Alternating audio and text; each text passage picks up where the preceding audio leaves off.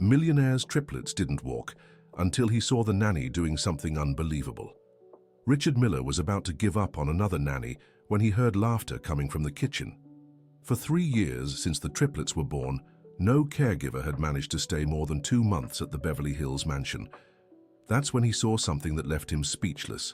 Emily, the new nanny hired just a week ago, was sitting on the kitchen floor doing something that seemed impossible. Jack, Peter and Michael were standing on the marble countertop, moving their legs as if they were walking in the air. "What are you doing with my children?" Richard asked, his voice filled with concern and astonishment. Emily turned quickly, her eyes wide with fright. The 3 boys immediately stopped what they were doing and sat on the counter as if they had been caught in mischief. "Mr. Miller, I can explain," she began, her hands trembling slightly. "Then explain, and quickly." He crossed his arms, trying to maintain authority, but inside he was disturbed by what he had just witnessed. Emily took a deep breath. Since she arrived at that house, she knew something was wrong. The triplets were smart, healthy, but they never tried to walk. All the doctors said there was nothing physically wrong with them. It was as if they simply didn't want to walk. "Sir, I was just playing with them," she said, avoiding Richard's penetrating gaze. "Playing?" He approached the counter where the 3 boys watched him silently. "Emily, my children are 3.5 years old and have never taken a single step. 15 nannies have already been here. They all gave up saying they're strange, that something is wrong with them." The silence in the kitchen was heavy. Richard looked at his sons, his heart breaking once again. Jack with his brown hair and curious eyes, Peter with his green shirt and shy smile, and Michael always in red, the most energetic of the 3. They were perfect in every way, except for one thing. They simply didn't walk. "Daddy," Jack said softly, "Aunt Emily is nice." "She plays differently," Peter added. Michael just nodded, as he always did. Richard felt a tightness in his chest. It was rare for the boys to talk about the nannies. Usually, they simply ignored any attempt at interaction. "Emily, I need you to be honest with me." He pulled a chair and sat in front of her. "What were you doing with my children?" The 26-year-old woman looked at the triplets and then at Richard. There was something in her eyes that he couldn't decipher, a mix of determination and fear. "Mr. Miller, may I ask a question before answering?" she requested. He nodded, intrigued. "How did your wife pass away?" The question hit Richard like a punch to the stomach. No one dared to ask about Hannah. It was a forbidden subject in the house, something he refused to discuss, especially in front of the boys. "That's none of your business," he replied coldly. "Sir, I think it is," Emily insisted, her voice gaining more firmness. They told me some things." "What kind of things?" Richard stood up abruptly, his heart racing. "Dear listener, if you're enjoying the story, please take a moment to like and especially subscribe to the channel. It really helps us who are just starting out. Now continuing. "They told me about their mommy," Emily said calmly. "About the day she left." Richard felt the world spinning around him. It was impossible. The triplets were only 6 months old when Hannah died. They couldn't remember anything. "You're lying," he whispered. "Jack, tell your daddy what you told me yesterday," Emily requested gently.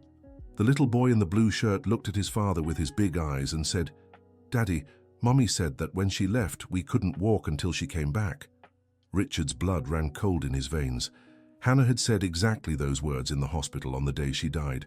She was delirious from the medication, but whispered to the babies that they should wait for her. Richard was sure the boys were sleeping and couldn't have heard. "That's impossible," he murmured, leaning on the counter. "Peter, talk about the dream you have," Emily encouraged. "I dream about Mommy. She's in a beautiful place, but she gets sad when she sees us walking. She said she promised she would come back," Peter said, with the typical innocence of a child. Michael, who rarely spoke, surprised everyone. "Mommy doesn't want us to grow up without her." Richard had to sit down. His legs were trembling, and he felt as if the floor was moving under his feet. How was it possible that 3 3-year-old children had such a clear memory of something that happened when they were babies? "Emily," he said with a choked voice, How did you find this out? Mr. Miller, I have experience with children who have been through trauma. I worked in an orphanage before coming here. The boys don't walk because in their subconscious, walking means growing up, and growing up means accepting that their mother isn't coming back. The businessman ran his hands over his face. Hannah had been his whole life. When she died from complications during the triplets' birth, he fell into a deep depression. Perhaps without realizing it, he also didn't want the boys to grow up. Every milestone of their development was a painful reminder that Hannah wasn't there to see it. "What were you doing with them on the counter?" he asked, trying to understand. "I was teaching them how to fly," Emily explained. "When they're up high, moving their legs, they feel what it's like to use their muscles to walk, but without actually touching the ground. It's a way of gradually preparing them to take their first steps." "And does it work?" "Look at them, sir. Today they stood for almost 10 minutes. Yesterday they only managed 2 minutes." Richard watched his sons. It was true. They seemed more alert, more connected to their own bodies.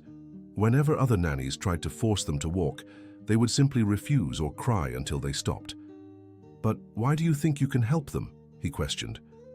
Emily hesitated for a moment, as if deciding how much she should reveal. "Because I went through the same thing," she finally said. "What do you mean?" "I didn't walk until I was 4 either. My mother died when I was very little, and I refused to walk because I associated walking with looking for her. In my subconscious, if I didn't walk, I wouldn't confirm that she wasn't there." The revelation left Richard even more confused. How had she overcome it? "And how did you manage to walk finally?" "My grandmother.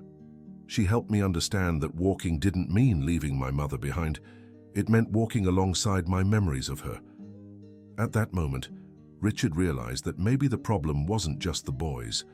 Maybe he was also stuck in the past, and the children were mirroring his own inability to move forward. "Emily, do you have family?" he asked, changing the subject. "I have my grandmother, Mrs. Elizabeth. She lives with me in Flower Gardens," she replied. "Why do you ask?" "Just curious," he lied. In truth, something about her story didn't add up. If she worked in an orphanage, why did she decide to be a private nanny? And how did she get the referral to work in his home? In the following days, Richard began to observe Emily more closely. She had a unique way of interacting with the triplets. She never forced anything, but always encouraged them to try new movements. She told stories about brave children who explored the world by walking, sang songs about steps and journeys. The most surprising thing was that the boys were responding. For the first time in 3 years, they showed genuine interest in standing up. They still weren't walking, but they leaned on furniture and tried to balance.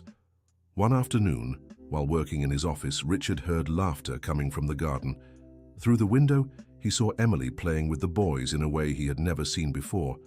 She had created a kind of circuit on the lawn, with cushions and toys scattered about. The triplets were crawling from one point to another, but trying to stand up at each stop. He went down to the garden and approached discreetly. "Now, let's try to stand up here," Emily was saying. "Imagine you're astronauts exploring the moon. To reach the next crater, you need to use your legs like rockets." Jack laughed and tried to pull himself up, holding onto the fence. He managed to stand for a few seconds before sitting down again.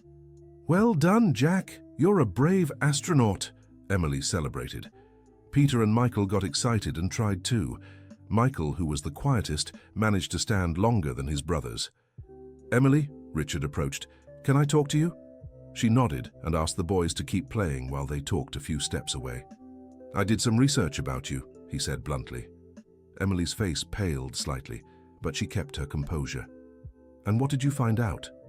"I found out that you didn't work in an orphanage, at least not the way you told me." Richard crossed his arms. "You were raised in an orphanage, lived there until you were 18. Emily lowered her eyes. She had been caught in a lie, but a lie she considered necessary. "It's true," she admitted. "I lied about that." "Why?" "Because if I said I was an orphan, you wouldn't hire me. No one hires an orphan to take care of rich children. They think we don't have proper family references." Her honesty took him by surprise.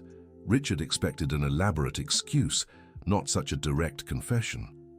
"And the rest of your story? About not walking until you were 4? "That is true. Completely true. She looked him in the eye. Mr. Richard, I lied about my professional past, but I didn't lie about understanding what your children are going through. I really went through that. Richard fell silent, watching the triplets who continued to play on the lawn. They seemed happier and more engaged than he had seen them in years. Who is your grandmother then? Mrs. Elizabeth? She was the director of the orphanage, raised me as if she were my real grandmother. When I left there, she was already retired, but we continued to live together, Emily explained. She taught me everything about taking care of children, and she's the one who helped me walk when I was little. Why do you want to work with my children, Emily? Truly. She took a deep breath before answering, because when I heard their story, I remembered myself. I know what it's like to be stuck in the past, afraid to move forward. I want to help them discover that it's possible to walk without leaving the people we love behind. Dear listener, if you're enjoying the story, please take a moment to like and especially subscribe to the channel. It really helps us, who are just starting out, now continuing. That night, after the children went to sleep, Richard couldn't stop thinking about the conversation. Emily had lied about her professional past, but her passion for helping the triplets seemed genuine. And from the first signs of progress he was seeing, perhaps she really knew what she was doing. He decided to give her a chance, but with one condition. He wanted to meet Mrs. Elizabeth. The next day, Richard surprised Emily with the request. "I'd like to speak with your grandmother," he said during breakfast. "Why?" she asked, visibly nervous. "If she really helped you overcome the same problem my children have, maybe she can give me some guidance as a father." Emily stayed silent for a long moment. The triplets ate their chopped fruit, unaware of the tension in the kitchen. "All right," she agreed finally, "but I need to let her know first. She gets nervous around strangers." That afternoon, Richard followed Emily to the Flower Gardens neighborhood, a simple but well-kept area in Chicago's West Side. The contrast between that environment and his mansion in Beverly Hills was striking, but there was something comforting about those streets that he hadn't felt in a long time. Mrs. Elizabeth's house was small, with a garden full of flowers in front. A lady with gray hair and gentle eyes greeted them at the door. "So you're the father of the triplets," she said, offering her hand to Richard. "Emily has told me a lot about them." "Mrs. Elizabeth, thank you for having me," Richard replied, feeling immediately at ease in the woman's presence. They sat in the modest living room decorated with photographs of children of various ages. Richard noticed that many of the photos showed the same progression: small children crawling, then standing, then taking their first steps. "Are these all children who went through the orphanage?" he asked. "Yes. Each one had their own difficulty with walking," Mrs. Elizabeth explained. "Some due to physical problems, others due to emotional trauma. Emily was one of the most challenging." "Why?" "Because she was very smart. She knew exactly what she was doing when she refused to walk. It wasn't a tantrum or laziness. It was a conscious decision not to grow up." Richard leaned forward, interested. "How did you figure that out?" "Observation. Emily demonstrated all the motor skills needed to walk, but only when she thought no one was watching. At night, I caught her several times standing in her crib, moving around. During the day, she simply refused." "And how did you help her?" Mrs. Elizabeth smiled and looked affectionately at Emily. "We showed her that walking didn't mean forgetting her mother. We created rituals where she could take her mother with her with every step. We made a cord with a small photograph of her mother, which she wore whenever she tried to walk." Richard felt a pang in his heart. Hannah had left many photographs, but he had put them all away after she died. Perhaps it was time to bring them back. "Do the triplets have any physical mementos of their mother?" Mrs. Elizabeth asked. "No. I put everything away after Hannah died. I thought it would be too painful for them." "Perhaps it's the opposite," she suggested gently. "Perhaps they need something concrete to connect with her, to understand that she is part of their journey, not an obstacle to it." The conversation continued for another 2 hours. Mrs. Elizabeth shared techniques she had developed over 30 years of working with children. Richard left with a new perspective on his children's problem and on his own way of dealing with Hannah's loss. In the following days, he began to implement some of Mrs. Elizabeth's suggestions. He brought Hannah's photographs back into the house and placed them at the triplets' eye level. He talked to them about their mother in a more natural way, sharing happy memories instead of avoiding the subject. The result was surprising. The boys began to ask questions about Hannah, to request stories about her, and simultaneously, they began to show more interest in standing and moving around. One morning, Richard came down for breakfast and found a scene that moved him deeply. Emily was in the living room with the triplets, and they were all standing, leaning against the sofa, looking at a photograph of Hannah on the coffee table. "Mommy was pretty," Jack was saying. "She looks like us," Peter added. Michael, as always, was just watching silently, but for the first time Richard saw his quietest son balancing on his feet for more than a minute. "Good morning," he said, entering the room. "Daddy," the three exclaimed in unison, and to Richard's surprise they tried to turn toward him without sitting down. "We're showing Mommy how big we're getting," Jack explained. "She must be proud," Richard said, his voice choked with emotion. At that moment, something happened that changed everything. Michael, who was closest to the table, reached out to pick up the photograph of Hannah. Without realizing it, he let go of the sofa and stood on his own for a few seconds. Everyone in the room fell silent, watching. Michael looked down, realized he was standing unsupported, but instead of being scared, he smiled. "Mommy," he said softly, and then took a small step toward the table. It was just one step, and he sat down immediately afterward, but it was the first step taken by one of the triplets. Tears welled up in Richard's eyes. Emily put her hand over her heart, moved. "Michael walked," Jack shouted, trying to do the same. "I want to too." Peter struggled to balance. That day, neither of the other two managed to take a step, but something had changed. A barrier had been broken. Over the next week, Michael began taking small steps every day, always towards something related to Hannah, her photographs, a perfume of hers that Richard had brought back, or the necklace she used to wear that was now in a small box in the living room. Jack and Peter watched their brother with admiration and began trying more often. Jack was the second to take a step a week after Michael. Peter, always the most cautious, took another 2 weeks. Richard was overjoyed. After 3.5 years, his children were finally starting to walk, but his joy was interrupted by a disturbing discovery. One afternoon, while organizing some documents in his office, he found a folder he didn't remember seeing before. Inside it was detailed information about his family, photographs, newspaper clippings about his business, and most shocking of all, medical reports on the triplets dating from before he hired Emily. With his heart racing, he examined the documents more closely. There were handwritten notes in the margins, observations about the boys' behavior, and even a detailed plan on how to help them walk. When Emily arrived the next day, Richard was waiting for her in the living room with the folder on the table. "We need to talk," he said coldly. She saw the documents, and her face turned pale. "I can explain," she began. "I hope you can, because this looks like a very well-crafted plan to infiltrate my home." Richard crossed his arms. Emily took a deep breath and sat in the armchair across from him. "Mr. Richard, everything I did was for a good reason." "Go on." 6 months ago, Mrs. Elizabeth told me about a family she knew. A family where 3 children weren't walking, despite having no physical problems. She found out through a friend who works at the clinic where you took the boys. Richard remembered Dr. Sharon, the triplets' pediatrician.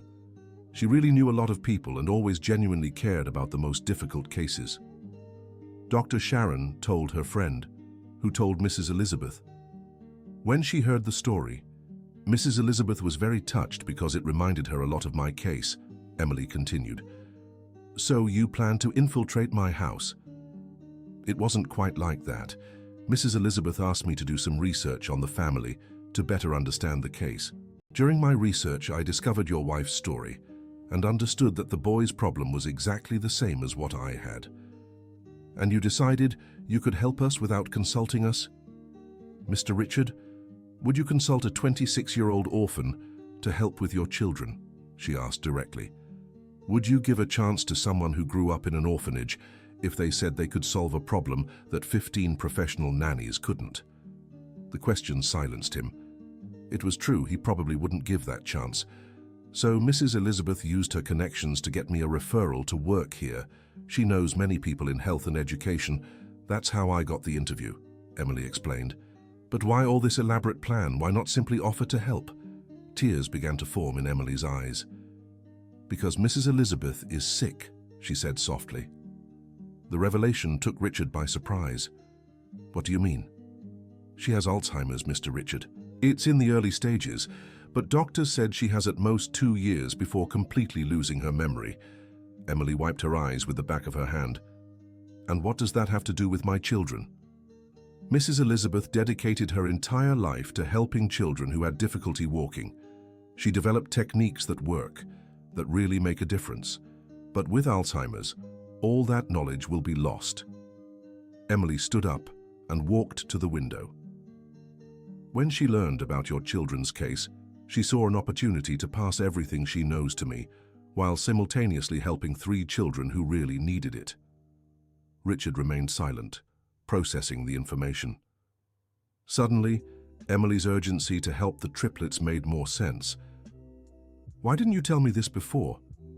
Because if I said I was here to learn from Mrs. Elizabeth before she loses her memory, you would think I was using your children as guinea pigs for an experiment. She turned to face him. But that's not it, Mr. Richard. I truly care about Jack, Peter, and Michael. They're not an experiment to me. The sincerity in her voice was palpable. Richard looked at the documents scattered on the table, and then at Emily. How much time does Mrs. Elizabeth have left? Doctors said she might maintain lucidity for a few more months, maybe a year if we're lucky. After that, Emily's voice broke. And what happens to you when she can no longer guide you? I don't know, Emily admitted, but I know I want to keep helping children like yours. What I've learned from Mrs. Elizabeth can't die with her. Dear listener, if you're enjoying the story, please take a moment to like and especially subscribe to the channel. It really helps us who are just starting out, now continuing. At that moment, they heard laughter coming from the garden. Through the window, they saw the triplets playing on the grass. Michael was walking from one toy to another, still with unsteady steps, but walking. Jack was trying to imitate him, managing 2 or 3 steps before sitting down. Peter watched his brothers with interest, clearly planning his own attempt. Look at them, Emily said softly. In 2 weeks, they've progressed more than in 3.5 years. That's no coincidence, Mr. Richard. Mrs. Elizabeth's techniques really work. Richard watched his children for a long moment. It was true, the progress was undeniable. Emily, I'm going to make a deal with you, he said finally. She turned, hopeful. You can keep working here, but with complete transparency. No more lies or half-truths. And I want to be involved in everything you're doing with my children. I agree, she said immediately. One more thing. I want to document everything Mrs. Elizabeth teaches about these techniques. If they really work, other families could benefit. Emily's eyes filled with tears of gratitude. She'll be so happy to hear that. That's exactly what she hoped for. In the following months, Richard became a dedicated student of Mrs. Elizabeth's techniques. He visited the house in Flower Gardens 3 times a week, always accompanied by the triplets and Emily. Mrs. Elizabeth taught, Richard documented, and the children progressed rapidly. What began as therapy sessions turned into something much bigger. Richard discovered that Mrs. Elizabeth had a wisdom about children that went far beyond motor skills. She understood fears, traumas, and especially how parental love could both help and hinder a child's development. Mr. Miller, she said during one session, do you realize the boys weren't just stuck on memories of their mother? What do you mean? They were also stuck on their father's pain. Young children absorb parents' emotions like sponges. If you couldn't move forward, how could they? The observation was a punch to the gut. Richard realized he also needed to learn to walk again, metaphorically speaking. With help from Mrs. Elizabeth and Emily, he began working on his own relationship with Hannah's loss. He brought more memories of her into daily life, but in a celebratory way, not a melancholy one. He started telling the boys about the dreams Hannah had for them, the places she wanted to visit with them. The result was transformative. The more Richard could speak about Hannah with joy instead of sadness, the more the triplets felt free to grow and develop. 3 months after discovering the documents, Michael was already walking confidently throughout the house. Jack could walk short distances, and Peter, though still cautious, took firm steps when motivated. But the family's joy was overshadowed by devastating news. Mrs. Elizabeth had a crisis and was hospitalized. Doctors confirmed her Alzheimer's was progressing faster than expected. Richard found Emily crying at the hospital, sitting in the hallway. "How is she?" he asked, sitting beside her. "Confused. Sometimes she recognizes me, sometimes she doesn't. The worst part is she's forgetting the techniques she developed. This morning she couldn't remember how to help a child walk." Emily wiped her eyes. "Emily, you've learned so much from her. You can continue the work." "But what if I forget something important? What if I can't help other children the same way?" Richard thought for a moment before responding. "Then we'll create a center," he said. "How?" "A center specialized in helping children with motor difficulties related to emotional trauma. We'll use all the knowledge we documented from Mrs. Elizabeth, and you'll lead the project." Emily looked at him in astonishment. "Mr. Miller, that would be incredible, but I'm not qualified. I didn't even finish college." "Then you'll finish and get a graduate degree and specialize. I'll fund everything," he said determinedly.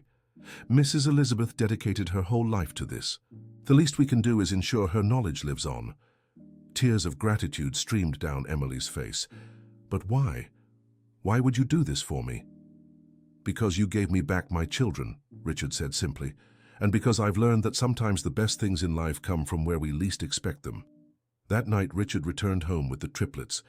They were tired after a day at the hospital, but still, Michael insisted on walking around the house before going to sleep. He went to the living room, picked up the photograph of Hannah, and brought it to his father. "Daddy, is Mommy happy that we walk now?" he asked. "Very happy," Richard replied, hugging his son, "and she's proud of how brave you are." "Aunt Emily said that when we walk, we take Mommy with us," Jack added. "And it's true," Peter completed, taking a few unsteady steps toward his brother. At that moment, Richard realized they had truly learned to walk while taking Hannah along. Not as a burden, but as a force that pushed them forward. 6 months later, Mrs. Elizabeth passed away peacefully in her sleep. The funeral was small but filled with people she had helped throughout her life. Hundreds of children, now adults, came to pay their respects to the woman who had taught them to walk. Richard spoke at the funeral, representing all the families Mrs. Elizabeth had touched. He officially announced the creation of the Elizabeth Walker's Institute, a center that would be dedicated to continuing her work. Emily, who was finishing her degree in physical therapy with a specialization in child development, would be the director of the institute. Richard had bought a plot of land in the same neighborhood where Mrs. Elizabeth lived, so the center would be part of the community she loved so much. The triplets, now 4 years old, ran through the institute's garden on opening day. Michael, who had been the first to take a step, now helped other younger children to balance. Jack and Pedro created games that encouraged movement and coordination. During the opening ceremony, Richard gave an emotional speech. "This institute was born from a lie that became the greatest truth of my life," he said, looking at Emily. "It was born from the love of a woman who dedicated her life to teaching children that it was possible to walk, even when everything seemed impossible." He paused, looking at his children playing in the garden. "Mrs. Elizabeth taught us that walking is not just a physical act. It's an act of courage. It's accepting that we can carry our loved ones with us as we move forward. It's understanding that growing up doesn't mean forgetting, but rather honoring our memories through our achievements." 6 months after the institute opened, it had already helped more than 50 children with difficulties similar to those of the triplets. Emily had become a reference in the field, giving lectures at universities and hospitals about the techniques developed by Mrs. Elizabeth. Richard, in turn, discovered a new passion. Besides managing his businesses, he became deeply involved with the institute. He created a research fund to study the relationship between emotional trauma and motor development in children. He also established scholarships for young orphans who wanted to study physical therapy and related fields. One afternoon, almost 2 years after that first day he saw Emily with the triplets in the kitchen, Richard was in his office when he heard a commotion in the garden. Through the window, he saw something that made him smile.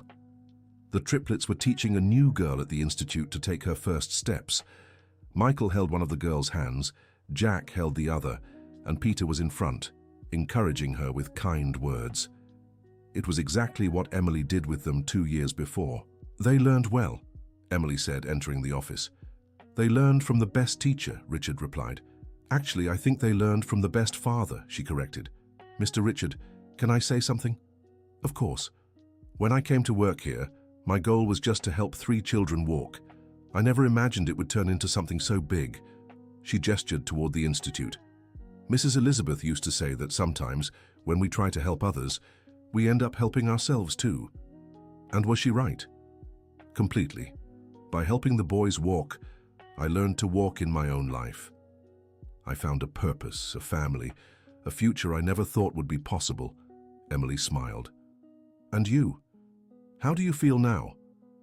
Richard looked again at the garden, where his children ran and played with other kids. Then he looked at the photograph of Hannah that now sat on his desk, no longer tucked away in a drawer. I feel like I've finally learned to walk too, he said. For a long time I thought moving forward meant leaving Hannah behind, but you taught me that I can carry her with me with every step. At that moment, Michael ran into the office. Daddy, Mary Elizabeth took 3 steps, he shouted excitedly. Really, that's amazing, Richard scooped up his son. And how do you feel helping her? Really good, Michael smiled. Aunt Emily said that when we help others walk, we become stronger too. And she's right. Richard kissed his son's forehead. Jack and Peter came running in too, equally excited about the little girl's progress. The 3 brothers ran out again to keep playing, and Richard was left alone with Emily. Emily, he said, I have a proposal for you. What kind of proposal?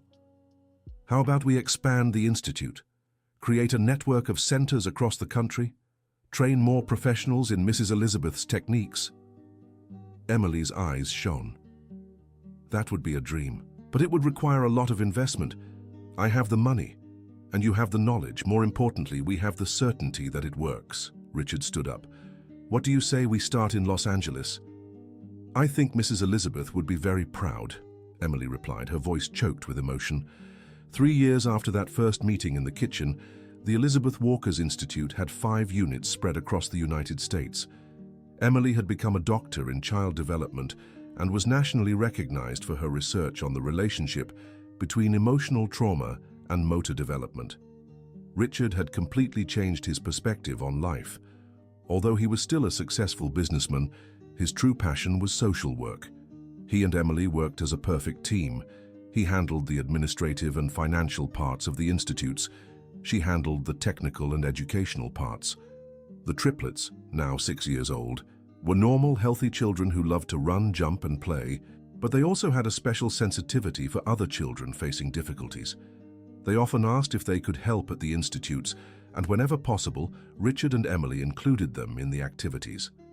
One morning, while Richard was reviewing the institute's reports, his phone rang. It was the dean of an American university, inviting Emily to present her research at an international conference on child development. Emily, he called her on the intercom. Can you come here, please? When she arrived at the office, Richard told her about the invitation. It's an incredible opportunity, he said. Your techniques can help children all over the world. But I can't leave the institutes here, she protested. For a few weeks you can, and who knows, maybe it's the start of something even bigger. Emily fell silent, considering the possibility. Mr. Richard, can I make a confession? Of course. Sometimes I'm afraid that all of this will disappear, that I'll wake up and find out it was just a dream, she said softly. Richard stood up and went to the window, where he could see the triplets playing in the institute's garden. Emily, do you remember what Mrs. Elizabeth used to say about walking? That every step is an act of faith. Exactly. And you've already proven you have enough faith to walk a very long way. He turned to her. Accept the invitation. Go share Mrs. Elizabeth's knowledge with the world. I'll take care of the institutes here.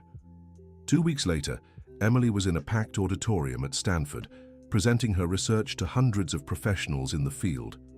Her presentation was called Walking with Memories: How Love Can Overcome Trauma. During the lecture, she told the story of the triplets, her own story, and Mrs. Elizabeth's legacy. When she finished, the auditorium was silent for a few seconds before erupting in applause. After the presentation, dozens of professionals approached her, interested in learning the techniques. Universities from various countries wanted to establish partnerships. Hospitals requested consultations. That night, alone in her hotel, Emily called Richard. "How did it go?" he asked. "Unbelievable," she replied, still emotional. "Mr. Richard, people from all over the world are interested in Mrs. Elizabeth's work. They want to bring the techniques to their countries." "And how do you feel about that?" "Scared and excited at the same time," she admitted. "It's a huge responsibility, but also an opportunity to honor Mrs. Elizabeth's memory in a way she never imagined." "Then accept the invitations. We'll find a way to expand without losing the essence of the work." When Emily returned from the conference, she brought proposals from 8 different countries to establish institutes based on the United States model. Richard suggested creating an international foundation to manage these expansions. "Let's call it the Elizabeth Walker's Foundation," he proposed, "and we'll ensure that each institute maintains the same principles Mrs. Elizabeth taught us." 5 years after that first day in the kitchen, the Elizabeth Walker's Foundation had institutes in 12 countries. Thousands of children had been helped to overcome trauma and motor difficulties. Emily had become one of the world's leading authorities in post-trauma child development. Richard, in turn, had found a purpose that went far beyond financial success. He dedicated himself entirely to the foundation, traveling the world to supervise the implementation of new institutes and ensure quality standards were maintained. The triplets, now 9 years old, were child ambassadors for the foundation. They participated in educational videos, told their stories to other children, and whenever possible, accompanied their father and Emily on trips for new institute openings. One afternoon, Richard was in his office when Michael entered, carrying a drawing. "Daddy, I drew a picture of our family," he said, showing the paper. In the drawing, there were 5 figures: Richard, Emily, and the 3 boys. But in the center of the paper, almost transparent, was another female figure. "Who is she?" Richard asked, though he knew the answer. "It's Mommy. Aunt Emily said she always walks with us, even when we can't see her," Michael explained. "And you believe that?" "Of course," Michael smiled. "When I help other children walk, I feel like Mommy is there helping me too." Richard hugged his son, feeling a deep peace in his heart. Hannah was truly present in their journey, not as a painful memory, but as an inspiring force that motivated them to help others. That evening during dinner, Peter asked a question that surprised everyone. "Dad, is Aunt Emily going to live with us forever?" The question created a momentary silence at the table. Emily and Richard looked at each other, both realizing their relationship had evolved far beyond a professional one, but neither had verbalized it. "Why do you ask, Peter?" Richard replied. "Because we really like her, and she makes us happy, just like Mom used to," Peter said with the sincerity typical of a child. Jack and Michael nodded in agreement. "Aunt Emily is part of our family now," Jack added, "and families stick together," Michael finished. After the children went to sleep, Richard and Emily talked about Peter's question. "They're not wrong," Richard said. "You've become part of our family. I can no longer imagine our life without you." "Neither can I," Emily admitted, "but I don't want you to think I'm trying to replace Hannah. Emily, you taught me that it's possible to love and honor the past while building a future. Hannah will always be the boy's mother and my first love, but that doesn't mean I can't have other loves in my life." Tears welled up in Emily's eyes. "Richard, when I came to work here, I was just trying to help 3 children walk. I never imagined I would find a family, a life purpose, and—" She hesitated. "And what?" "And love," she finished. The following year, Richard and Emily got married in a simple ceremony in the garden of the first institute. The triplets were the ring bearers, and dozens of children who had been helped by the institutes were present. During the ceremony, Richard made sure to mention Hannah in his speech. "Hannah taught me about the first kind of love, the love that transforms us and makes us better people. Emily taught me about the second kind, the love that allows us to move forward carrying the best parts of the past with us. The triplets, now 10 years old, were beaming. They finally had a complete family again, but a family that honored and celebrated Hannah's memory. 2 years after the wedding, Emily gave birth to a girl who was named Hannah Elizabeth in honor of the two women who most influenced their lives. The triplets were thrilled to have a little sister and became the most protective brothers in the world. Little Hannah Elizabeth grew up in an environment surrounded by love and purpose. From a young age, she played at the institutes, always surrounded by children who were learning to walk. For her, it was normal to see children overcoming difficulties and celebrating achievements. When she turned 3, something magical happened.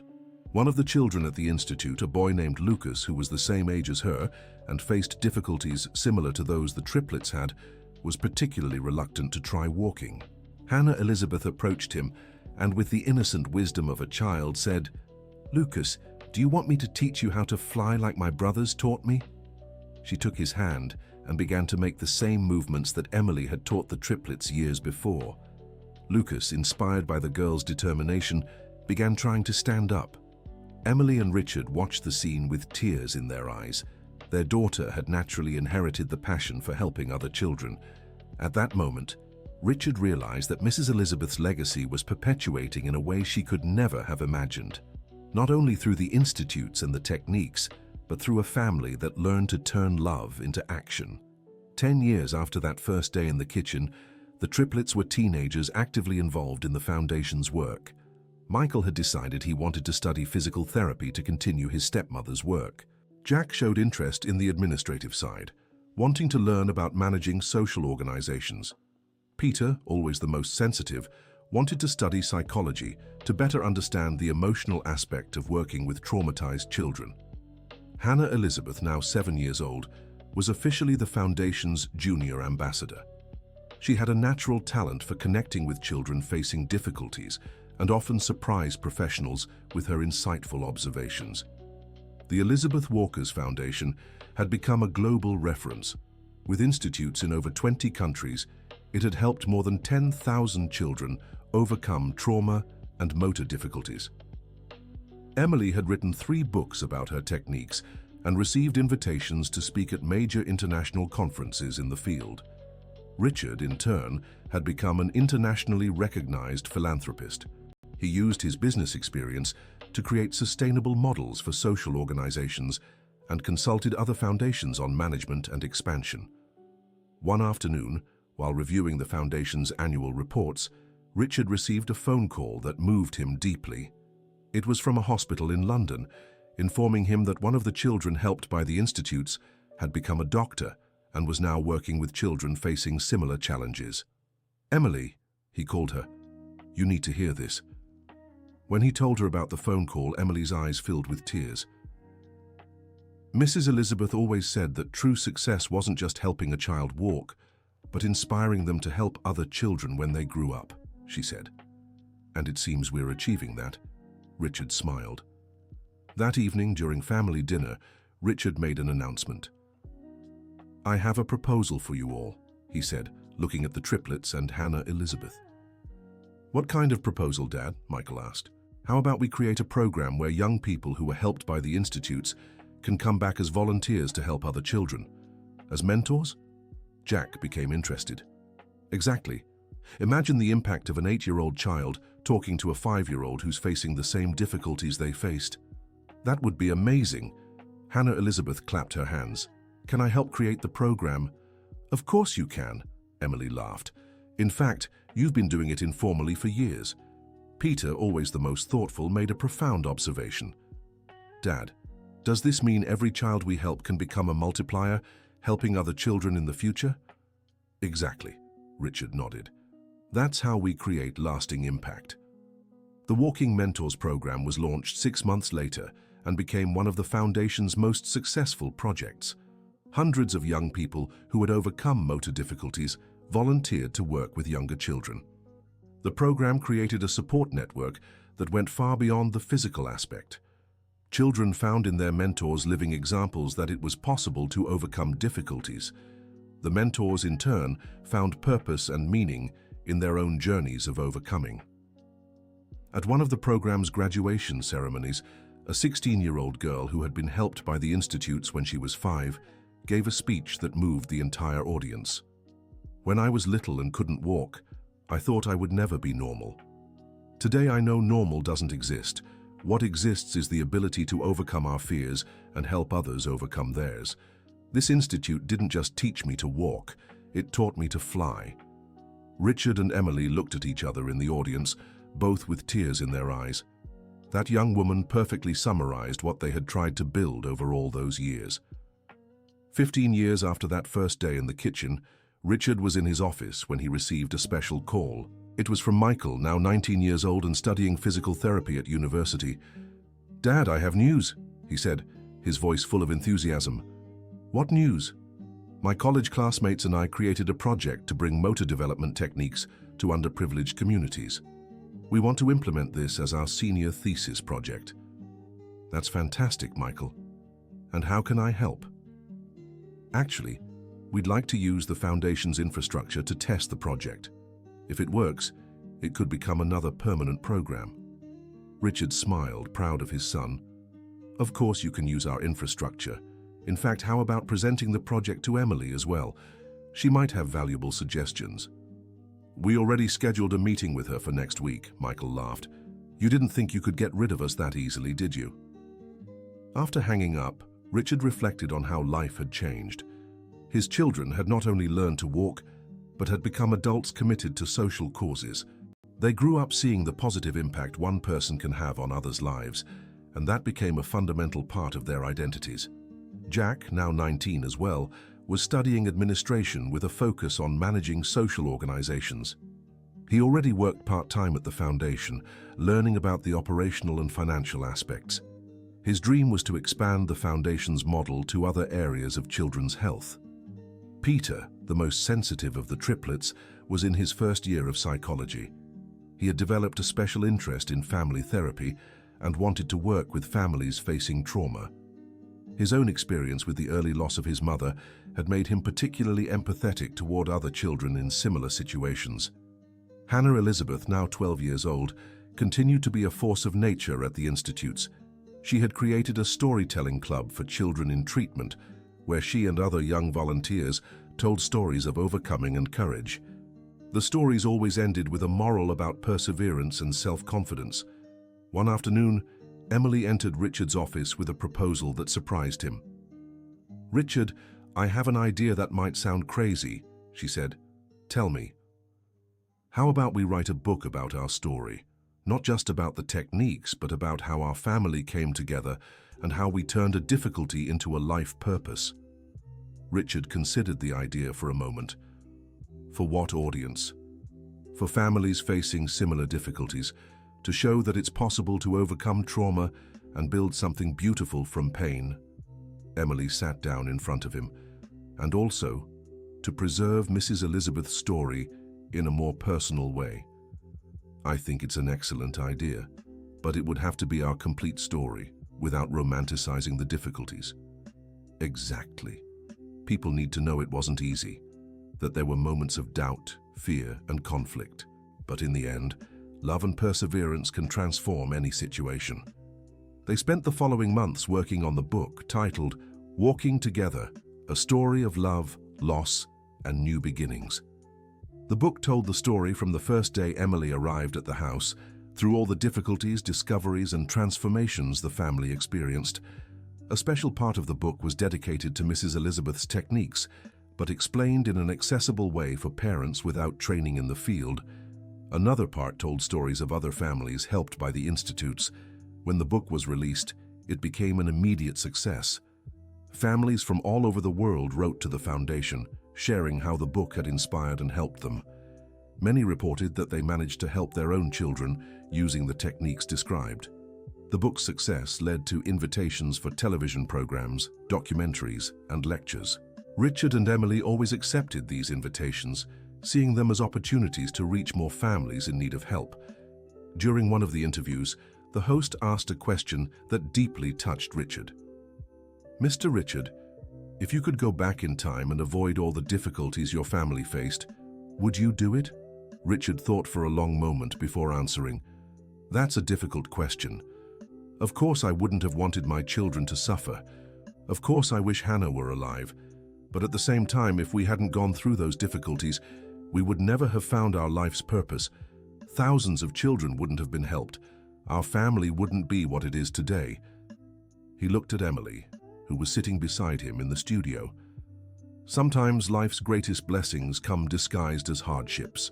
Our journey has taught us that it's possible to transform pain into love, trauma into healing, and loss into connection."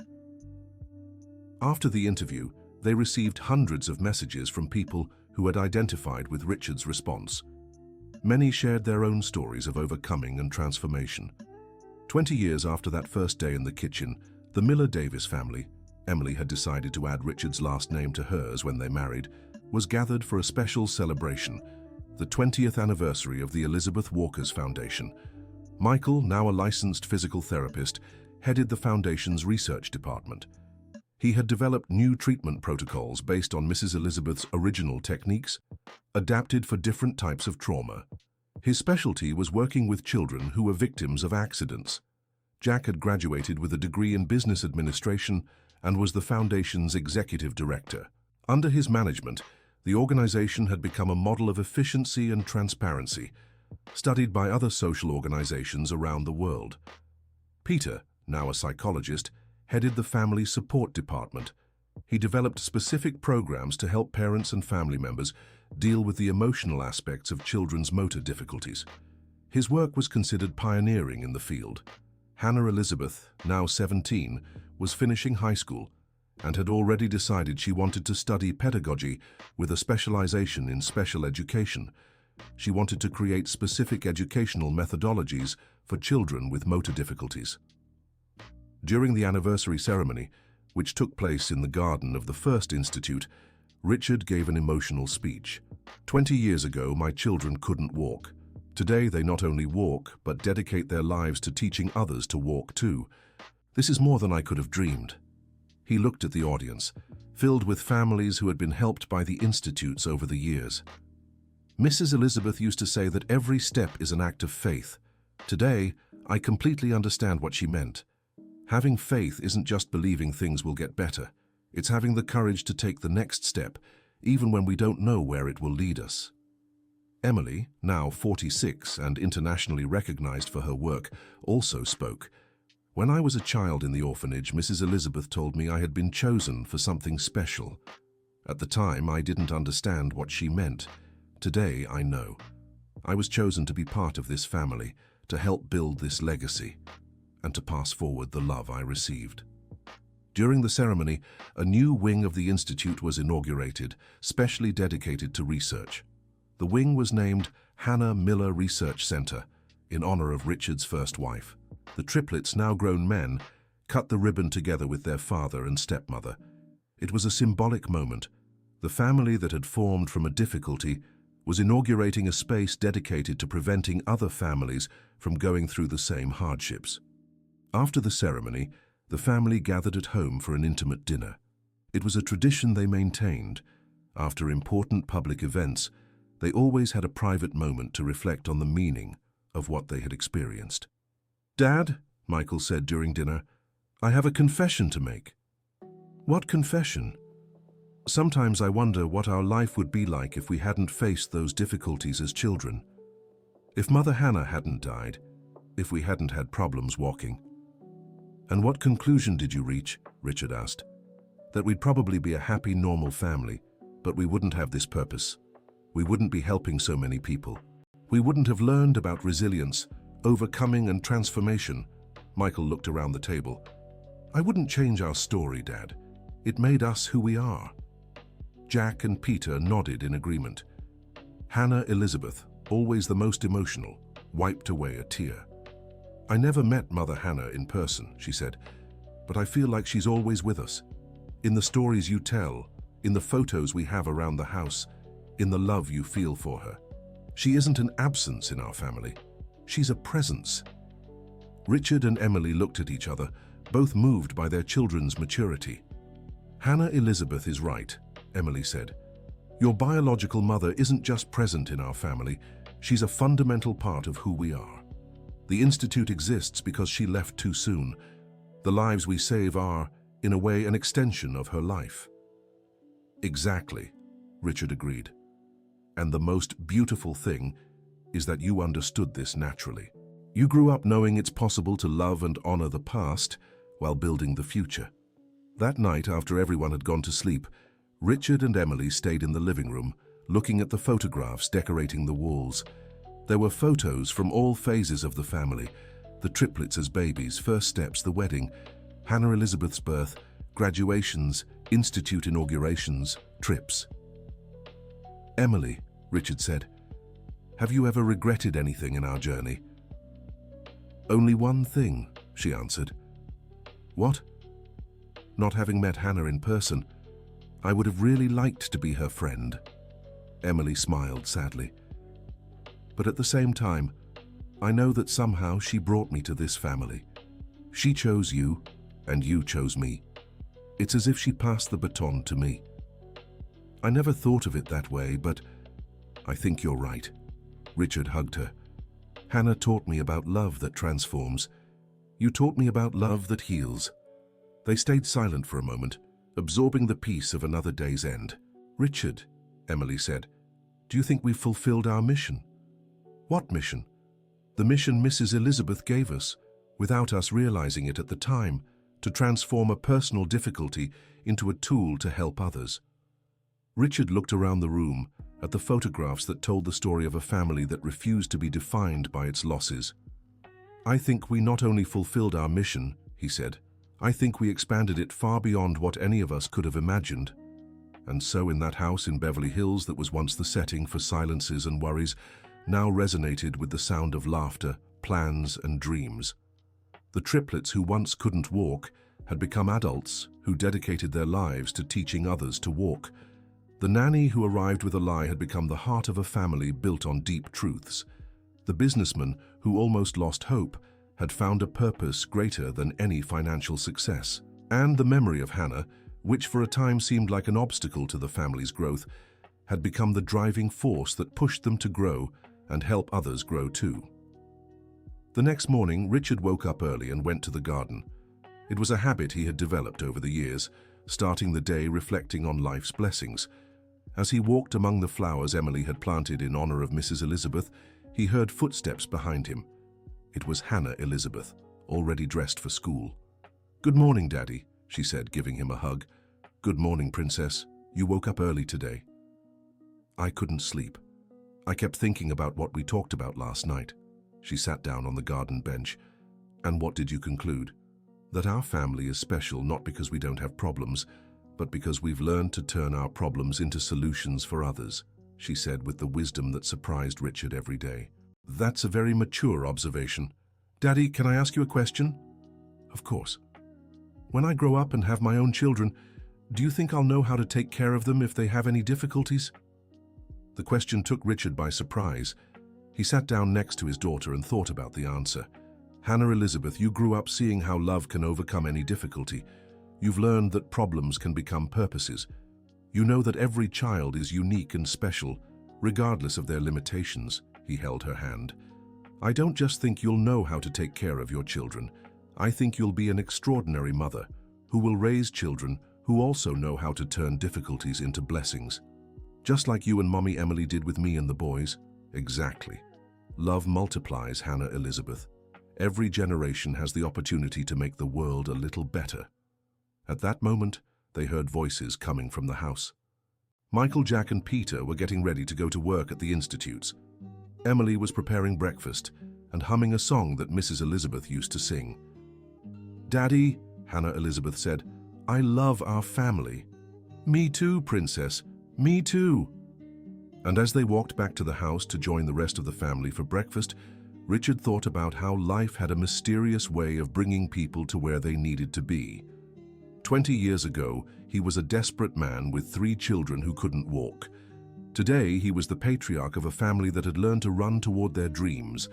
The kitchen of the mansion, which had once been a place of worries and misunderstandings, was now the heart of a home full of love, purpose, and hope. And on the walls, among the family photographs, there was always a picture of Mrs. Elizabeth smiling, as if she knew her mission had been accomplished far beyond her most optimistic expectations. The story of the triplets who couldn't walk had become the story of a family that learned to fly. End of story. What a touching story, isn't it? Tell us what you thought of this journey of overcoming and love. Can you imagine how difficult it must have been for Richard to see his children facing this difficulty? And what do you think about Emily's courage in dedicating her life to helping these children? Leave a comment telling us which part moved you the most, and if you know any similar stories. Don't forget to like and subscribe to the channel for more moving stories like this one.